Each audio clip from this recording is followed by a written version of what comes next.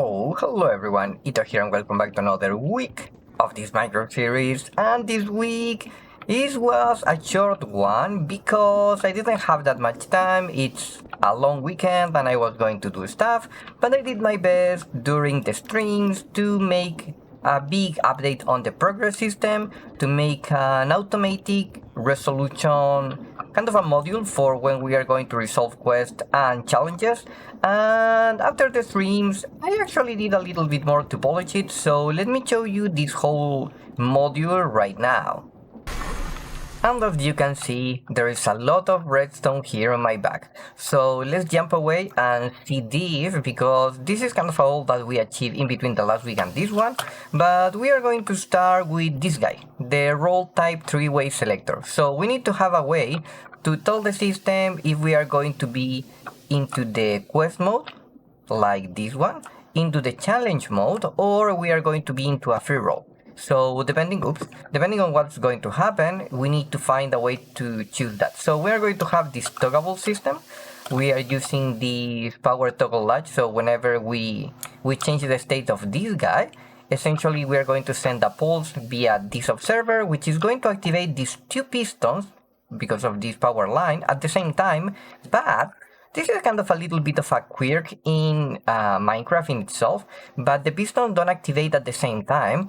Actually, this piston fires one tick faster than this other one, so whenever I change that, this piston is going to try to grab the block here, or pull the block here, so it's going to fail, it's going to essentially do nothing. Then this guy is going to push the block here, and for the next one, now this one is going to grab it, and then for the next one, this is going to push, and this is going to retract. So look at this, I change the state, block in the middle, I change again, block on this side, I change again, the block goes push and pull kind of at the same time, and the transition, the animation is super smooth because of this small 1 tick delay.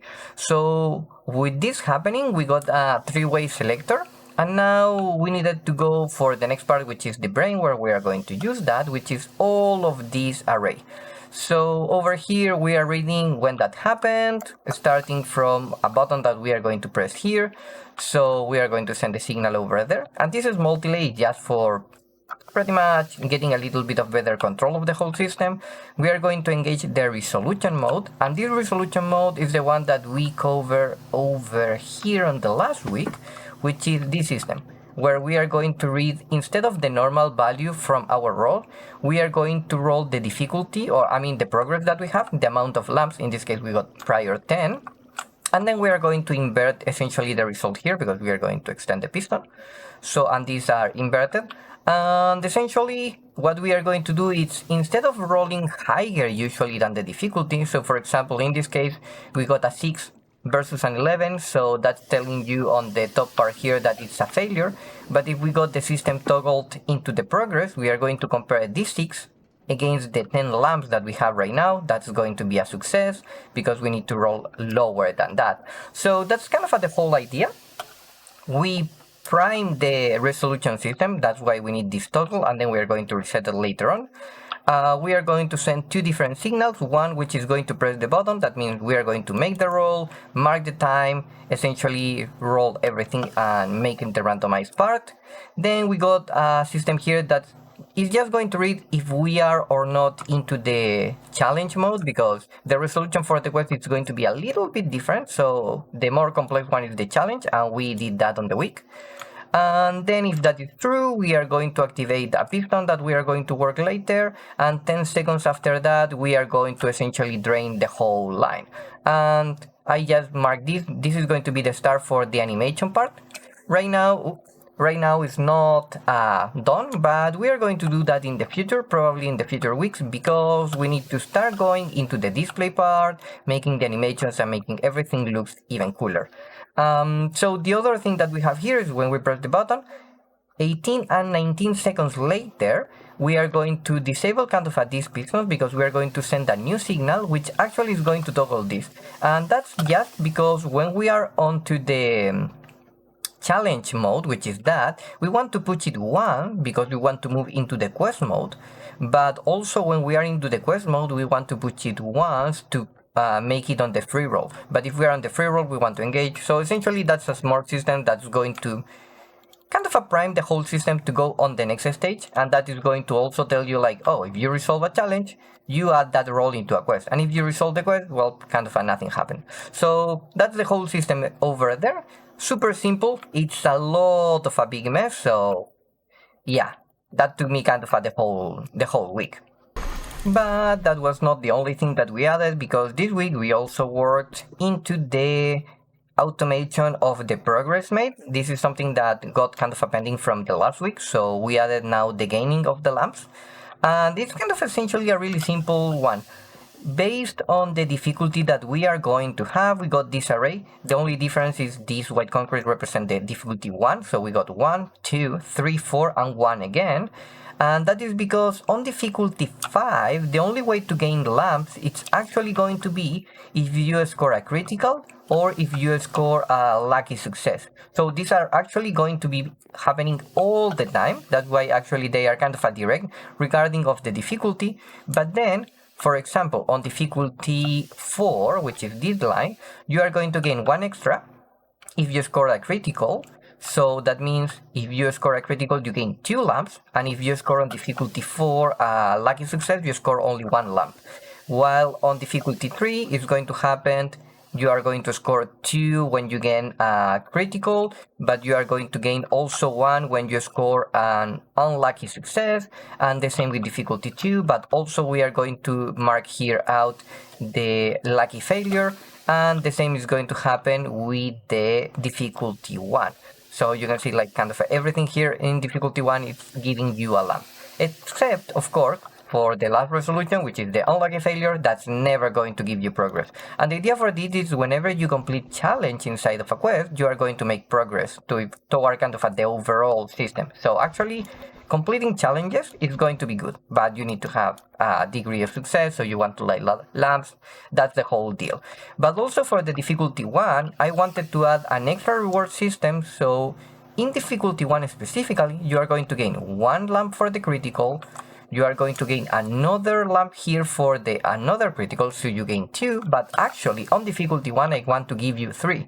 So I needed to copy the difficulty 1 again, and everything is primed here together and it's working flawlessly. So yep, this is a cool progress, a cool system, and actually came really smoothly to us, and that's how we actually started the week. So this was a good sign for the projects that we achieved. But of course, as usual, this week was not easy. We needed to do a lot of tweaking and fixing in terms of redstone, wirings, and also timing. So, for example, one of the biggest issues that we have was the timing for the rolling part wasn't working. So I needed to kind of scrap this side a little bit, which was the one when we use the coin, we are going to lock the system for the piston and everything, and we needed to override this and essentially tweaking even more the timing. So now this is extended only for 28 ticks, because in the last week, you know, we got 30 something and it was still too much. So from time to time we read like 2 different signals, and of course that broke the whole system. The other thing that we needed to do was actually changing, instead of reading the lamps, we read now the pistons. Not on all of them, but the ones that broke at least. So this is going to be way more clear, because right now we are only reading these once per roll, so that's really good. And this is kind of a way more consistent now, because in the past what I needed to have is another array here for locking for a certain amount of time, and whenever the piston moved kind of on this line, when we were just checking and resetting everything and making even the animation, that meant this was kind of a prone to break. And then fixing this timing, for some reason, was kind of a really bad in terms of the lagging and stuff. So if my game here lagged out, then I got a couple of ticks off. That meant that I started gaining coins when was not fine. But now with this change, I could scrap that, we remove it, this is way more simple. And also I added extra delay here and even more delay here. So now we got more time for us to give ourselves a room for animations. And actually I'm going to give you a showroom now, on how the whole system is going to work. But bear with mind that There are a couple of stuff that are not working. For example, we got no flashing lamps animation. This is going to be a future project where we are going to have it after the roll. Probably is going to do like 4 flashes. Then I want to drain the bar, so I need to have maybe another memory system or maybe a better way to draining, kind of a 1 by 1. And then we're going to be prompting the new value, which is going to be like the new bar. So, or kind of in this case, we are going to move from the challenge, which is on the bottom side, to the quest, which is going to be on the top. So yeah, bear that in mind because we have no animation and there is a little bit of a delay in between the roll and the coin games, but that's also because I want to have room for using the display boards. So actually, let me fly with the camera over here and you are going to see what I just told you. Everything is prime as you can see. We got 10 lamps right now, that's why that was prime with 10.